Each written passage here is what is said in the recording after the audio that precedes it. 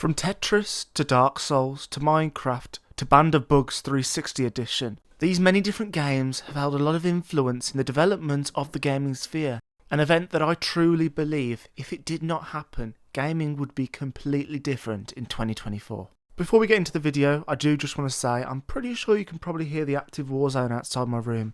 And while it might sound like I'm recording from the front lines, reality is people are just going hog wild with the fireworks. So if you hear them throughout the video, I really am sorry. As of recording this video, we are so close to 11,000 subscribers. If you do end up enjoying this video, and only at the end, please do consider leaving a like and subscribe as it greatly helps the channel. But enough with all the dilly-daddling. Please sit back, relax, grab some succulent, juicy and tender prawns and snakehead if you want, and enjoy as we delve into the most important moment in gaming history.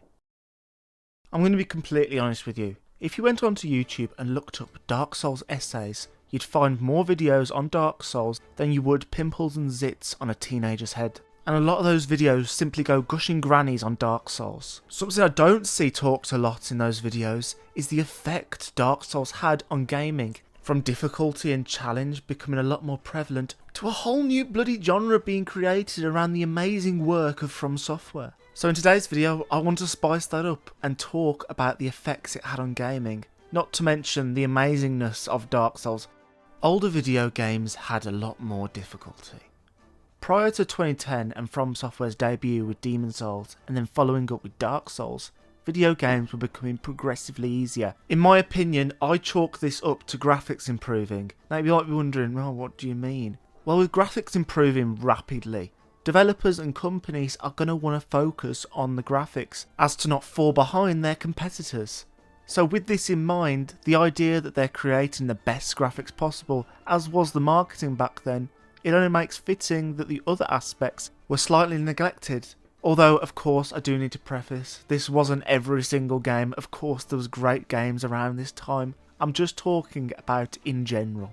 And then comes Dark Souls. For while Demon's Souls was successful, it was not successful enough to push it into the mainstream. The invention and creation of Dark Souls brought around a change and discussion on the difficulty and challenge of games. Not only that, Dark Souls focused on the deeper elements of a game. While most games at the time were obsessed with graphics, on a base level, Dark Souls 1, the original Dark Souls 1, was not what at the time people would call a really good graphical game. It was beautiful, don't get me wrong, but the graphics wasn't something that had never been seen before. It had been done before.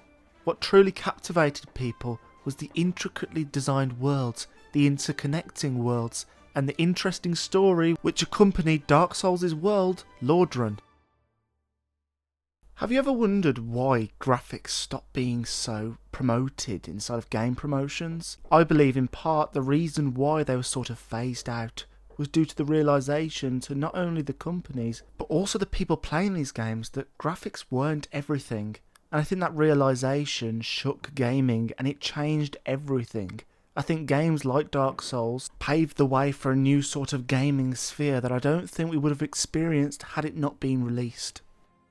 So now that we've talked about Dark Souls and how it influenced gaming, I want to talk about what actually was so influential in the actual design and combat of Dark Souls. In a very simplified manner, Dark Souls is basically some sort of monstrous, evil, demonic roundabout. Literally everything links back to each other. For example, Firelink Shrine, which then leads to Blighttown, and then you have Undead Parish, which then leads back to Firelink.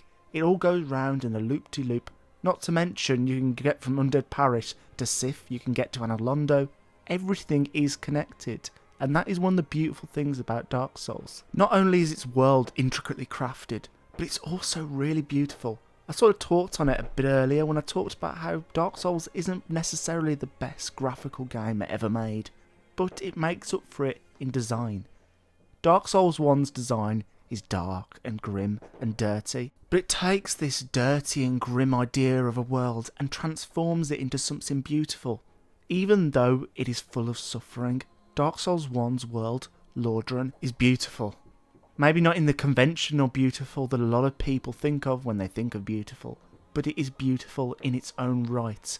And I think a lot of games took inspiration from this style. Most prevalently, Souls-likes, which if we're all being really bloody honest, anything that looks remotely like Dark Souls gets roped in with the whole Souls-like genre. If you took those two elements, simply stuck it in there with an NPC, you, and just went shambaggly boom and told you to get on your way and deal with it, it would be awesome and it would be beautiful. But it wouldn't be Dark Souls. For inside of Dark Souls, each and every level is filled to the brim with beautiful storylines, intricately crafted characters, and intricately crafted enemies, which sounds a bit strange, but in Dark Souls a lot of the enemies, even the common foot soldiers, while this isn't a new concept giving enemies lore, the addition of that element into something so unique as Dark Souls really took it to another level. Now if you've watched the channel before, then you'll know primarily I do lore on the channel, and so it should come as no surprise that the lore inside of Dark Souls was, in my opinion, for a video game, revolutionary. A lot of people, when they talk about the stories of Fromsoftware's games, will immediately go to the characters, but in my opinion that isn't the most beautiful part. Don't get me wrong, they're amazing, but Fromsoftware's true wonder for storytelling comes in the form of environmental storytelling. A lot of Fromsoftware's world tells individual stories that without looking at it on a deeper level, you'd never know was there. To add further into this, item descriptions. I know, item descriptions have been in games forever. They've been there since the beginning of gaming itself. But Elden Ring's induction of item descriptions into something such as an environmental storytelling game brings it to another level, because you might have faint descriptions of something in a description, and then you've got it inside of the actual world. It's a really beautiful realisation, and some realisations which change the story as you know it. I want to share with you an example of the story which sticks with me a lot, and it has to do with Ceaseless Discharge.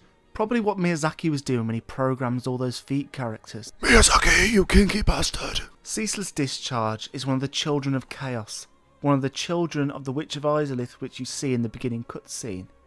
You'll actually find him hunched as close as he can be to the grave of his sister, which you find in an item description. Specifically his ring, that he is a child of Chaos. This isn't said anywhere else. It makes it even more tragic when you realise the sister he is mourning, you actually find in game, and he's not dead.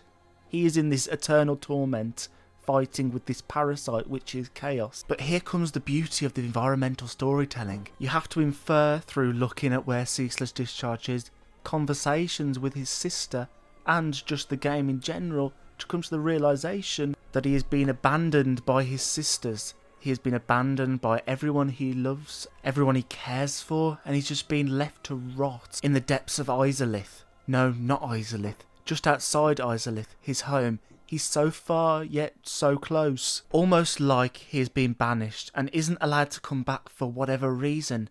He's barred from his own home and forced to live out in misery. And to think all of this comes from simply knowing where the Ceaseless Discharge is located, where that grave is located. It truly is a beautiful example of Dark Souls' story. Now, we can't make a Dark Souls video without talking about combat and difficulty.